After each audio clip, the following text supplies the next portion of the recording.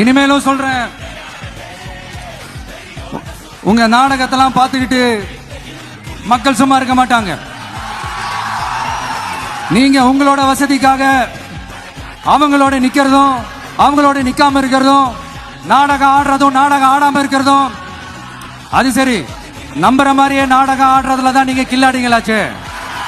நம்மளுடைய ஆட்சியாளர்களுக்கு ஒரு சில கேள்விகள்.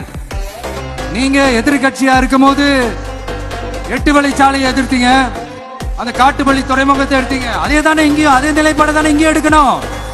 அது எப்படி நீங்க எதிர்கட்சியா இருக்கும் போது விவசாயிகளுக்கு ஆதரவு, ஆளுங்கட்சியா இருக்கும் போது விவசாயிகளுக்கு எதிர்ப்பா?